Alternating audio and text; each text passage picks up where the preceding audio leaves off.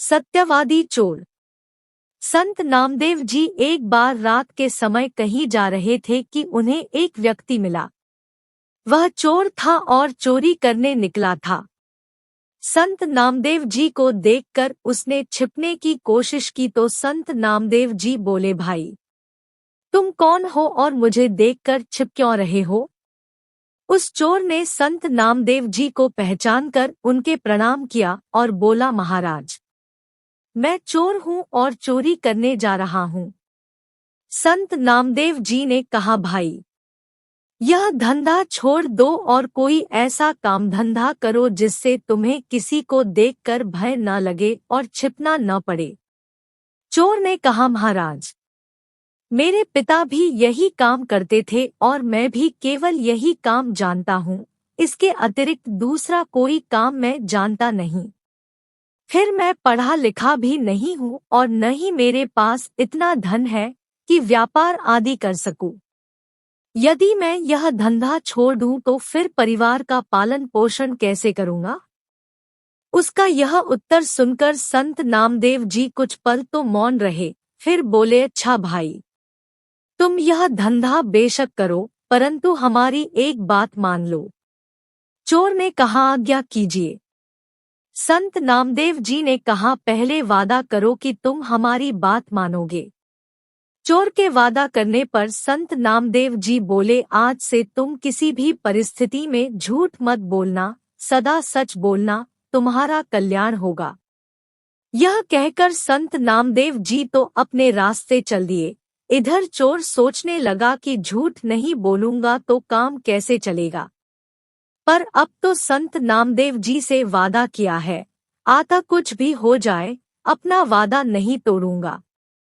यह सोचकर चोर भी चोरी के इरादे से एक ओर चल दिया। कुछ दूर जाने पर उसे एक और व्यक्ति नजर आया। वह वास्तव में वहां का राजा था जो भेष बदलकर नगर का भ्रमण कर रहा था। उसने भी चोर को देख लिया। राजा ने उस चोर से धीरे से पूछा, तुम कौन हो और इस समय कहाँ जा रहे हो?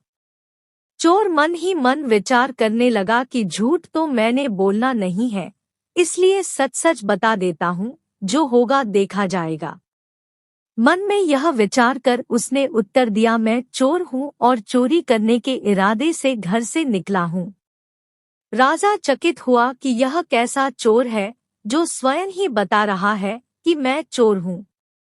उसने आश्चर्य प्रकट करते हुए कहा, क्यों हंसी करते हो? तुम अवश्य ही कोई सैनिक अथवा गुप्तचर मालूम होते हो। चोर ने कहा, नहीं, मैं मजाक नहीं कर रहा हूँ, मैं वास्तव में ही चोर हूँ और चोरी करना मेरा धंधा है। राजा ने कहा, भाई चोर तो मैं भी हूँ, परंतु अभी नया नया ही यह धंधा शुरू किया है। अच्छा हुआ तुम मिल गए, आज दोनों मिलकर चोरी करते हैं। यदि तुम्हारा ख्याल हो तो राजमहल में चोरी करें। चोर बोला, पागल हो गए हो, राजमहल में कैसे घुसेंगे? राजा ने कहा, घबराओ नहीं, मेरी बात ध्यान से सुनो। मैं पहले राजमहल में नौकर था, परंतु राजा ने किसी बात पर रुष्ट होकर मुझे नौकरी से निकाल दिया। चूंकि राजा ने मुझे निकाला था, इसलिए दूसरा कोई मुझे नौकरी देने को तैयार नहीं हुआ, इसलिए मैंने यह धंधा अपनाया। मुझे राजमहल के एक एक गुप्त द्वार का पता है, चलो आज राजमहल में भाग्य आजमाते हैं। यह कहकर राजा उस चोर को साथ लेकर राजमहल के पिछवाड़े जा पहुंचा और गुप्त मार्ग का द्वार खोलते हुए बोला, तुम पुराने चोर हो, अंधेरे में देखने का तुम्हें अभ्यास है, इसलिए तुम अंदर जाकर माल बटोर लाओ, मैं यही पहरा देता हूँ। चोर ने कहा, इतने बड़े महल में मुझे कैसे मालूम होगा कि माल कहाँ रखा है? राजा ने उसे खजाने का रास्ता और वहां तक पहुंचने की सब युक्ति समझा दी। चोर अंदर घुसा और खजाने के द्वार पर जा पहुंचा। वहां दीवार पर एक चरखी लगी हुई थी, उसे घुमाते ही द्वार खुल गया। चोर ने देखा, वहां अनेकों बड़े बड़े मजबूत बक्से रखे हैं, जिनमें बड़े बड़े ताले लगे हुए हैं। उसने चाबियों का गुच्छा तथा कुछ दूसरे औजार निकाले और एक बक्से का ताला खोलने की कोशिश की, परंतु उसकी सब कोशिश असफल हुई। उसने यह सोचकर कमरे में दृष्टि दौड़ाई कि शायद कोई लोहे की सलाख वगैरह मिल जाए। तभी उसकी निगाह एक बक्से पड़ गई, जो साइज में छोटा था और एक बड़े बक्से के ऊपर रखा हुआ था। उसने उसका ताला खोलने की कोशिश की, थोड़े ही प्रयत्न से ताला खुल गया। उसने ढक्कन उठाकर देखा तो उसमें एक छोटी संदूकची के अतिरिक्त और कुछ न था। उसने संदूकची बाहर निकाली। जैसे ही ढक्कन खोला, उसकी आंखें चमक उठीं। उसमें 3 बहुमूल्य हीरे रखे हुए थे। उसने वे तीनों हीरे उठाए और वहां से चलने लगा। तभी उसके दिल में विचार आया कि हीरे तो 3 हैं, हम दोनों इनका आधा आधा भाग कैसे करेंगे। मैं झूठ बोलकर एक हीरा अधिक अपने पास रख लूं, यह मैं करूंगा नहीं, क्योंकि मैंने झूठ न बोलने का वादा संतों से किया है। यह सोचकर उसने एक हीरा संदूकची में वापस रख दिया और 2 हीरे लेकर महल से बाहर आ गया। बाहर आकर उसने राजा से कहा, ये 2 हीरे लाया हूँ, एक तुम्हारा एक मेरा। यह कहकर उसने एक हीरा राजा को थमाया और यह जा वह जा। उसके जाने के बाद राजा ने सोचा कि हीरे तो उस संदूकची में 3 थे, फिर उसने यह क्यों कहा कि मैं 2 हीरे लाया हूँ, चलकर देखना चाहिए। यह सोचकर राजा वहां गया तो क्या देखता है कि एक हीरा संदूकची में ही रखा हुआ है। राजा बड़ा हैरान हुआ कि यह कैसा चोर है जो चोरी भी करता है और सच भी बोलता है। राजा ने खजाने का द्वार खुला छोड़ दिया और अपने शयन कक्ष में जाकर सो गया। सुबह हुई और थोड़ी ही देर में हल्ला मच गया कि राजमहल के खजाने में चोरी हो गई है। राजा ने अपने मंत्री को बुलवाया और चोरी के बारे में बतलाते हुए कहा, खजाने का द्वार खुला हुआ मिला है, अवश्य ही यह किसी भेदी का काम है। शीघ्र ही इसकी जांच करो और चोर का पता लगाओ। मंत्री जो आज्ञा कहकर खजाने वाले कमरे में गया। सब बक्से ज्यों के त्यों रखे हुए थे, केवल एक छोटे बक्से का ढक्कन खुला हुआ था। उसने उसमें से छोटी संदूकची निकालकर देखा, उसमें एक हीरा रखा हुआ था। मंत्री को पता था कि इस संदूकची में 3 बहुमूल्य हीरे थे। सोचने लगा कि ऐसा प्रतीत होता है कि चोर जल्दी में एक हीरा इसी में छोड़ गया। अब क्यों न यह हीरा मैं रख लूं?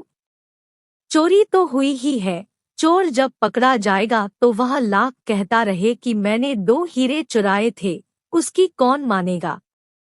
यह सोचकर उसने वह हीरा अपनी जेब में डाल लिया और फिर राजा को आकर सूचना दी कि शेष सब बक्से तो ठीक ठाक रखे हैं, केवल वह बक्सा खोएला गया है जिसमें 3 हीरे रखे थे। वे तीनों हीरे चोर ले गया है। मंत्री की यह बात सुनकर राजा मुस्करा दिया। तत्पश्चात उसने मंत्री को शीघ्र ही चोर को तलाश करने का आदेश दिया। तलाश शुरू हुई और खोजियों द्वारा शीघ्र ही चोर को पकड़ लिया गया और राज दरबार में पेश किया गया। राजा ने चोर से पूछा, क्या रात को तुम्ही ने राजमहल में घुसकर चोरी की है? चोर ने हाथ जोड़कर कहा, जी हाँ राजा साहिब, चोरी तो मैंने ही की है और मैं इसका दंड भुगतने को भी तैयार हूँ, परंतु मेरे साथ एक अन्य चोर भी इसमें शामिल था। मंत्री ने पूछा, वह कौन है, उसका नाम बताओ। चोर ने उत्तर दिया, मैं उसका नाम नहीं जानता और न ही यह जानता हूँ कि वह कहाँ रहता है। रात को पहली बार ही उससे मेरी मुलाकात हुई थी और उसी ने गुप्त द्वार से खजाने तक पहुँचने का मुझे रास्ता भी बतलाया था। मंत्री कहने लगा, वाह, क्या कहानी गढ़ी है। उसका नाम पता शीघ्र ही बता दो, वरना खाल खिंचवा दी जाएगी। चोर ने कहा, आप जो सलूक चाहे मेरे साथ करें, परंतु मैं सच कहता हूँ कि मुझे उसका नाम पता नहीं मालूम। मैं रात की सारी घटना आप लोगों को सुनाता हूँ। यह कहकर उसने रात की सारी घटना जो की त्यों वर्णन कर दी और वह हीरा जो उसके पास था निकालकर राजा के आगे रख दिया। सुनकर मंत्री क्रोध से भड़क उठा, तुम चोर हो, तुम्हारी बातों पर विश्वास नहीं किया जा सकता। तुम कहते हो कि तुमने 2 हीरे चुराए थे और उनमें से एक अपने साथी को दिया था, परंतु चोरी तो तीनों हीरे हुए हैं, फिर तीसरा हीरा कहाँ गया? चोर के कुछ कहने से पहले ही राजा बोल पड़ा, मंत्री जी, यह चोर ठीक कह रहा है। हीरे 2 ही चोरी हुए थे और इसने उनमें से एक हीरा अपने साथी को दिया था और एक स्वयं रखा था, और इसका सबूत यह है कि रात को इसका साथी मैं ही था। मैं रात को भेष बदलकर जब नगर में घूम रहा था तब इससे मेरी मुलाकात हुई थी, और जो हीरा इसने मुझे दिया था वह यह रहा। यह कहकर राजा ने जेब से हीरा निकालकर सामने रख दिया। दरबार में सन्नाटा छा गया। राजा कुछ देर मौन रहा, फिर बोला, जब यह मेरा हिस्सा मुझे देकर चला गया तो मैंने खजाने में आकर इसकी जांच की कि यह झूठ बोल गया है कि सच, और मुझे वहां पहुंचकर और यह देखकर बड़ी हैरानी हुई कि तीसरा हीरा संदूकची में ही था। मंत्री जी, वह हीरा आप अपनी जेब में से निकालिए। राजा के यह कहते ही सबकी नजरें मंत्री की ओर घूम गईं, जो अब भय के मारे थर थर काँप रहा था। राजा के आदेश से हीरा उसके पास से बरामद कर लिया गया और चोरी के अपराध में उसे कारागार में डाल दिया गया। तत्पश्चात राजा ने चोर से कहा, तुम चोरी भी करते हो और फिर सच भी बोलते हो, उसका क्या रहस्य है? चोर ने संत नामदेव जी से मिलने और उनसे सदा सच बोलने का वादा करने का संपूर्ण वृत्तांत राजा को सुना दिया। राजा ने कहा, मैं तुमसे बहुत प्रसन्न हूँ और तुम्हें अपना मंत्री बनाना चाहता हूँ। चोर ने कहा, राजा साहिब, यह आपकी मेहरबानी है, परंतु जिनका वचन मानने से ही आज मुझे आप मंत्री पद देने को तैयार हो गए हैं, मैं तो अब उनकी ही शरण में रहूंगा और उनके वचनानुसार चलकर अपने जीवन का कल्याण करूंगा, ऐसा मैंने निश्चय कर लिया है। तत्पश्चात यह संत नामदेव जी की शरण में गया और उनकी संगति में सेवा और सुमिरन करके उसने परम पद की प्राप्ति की।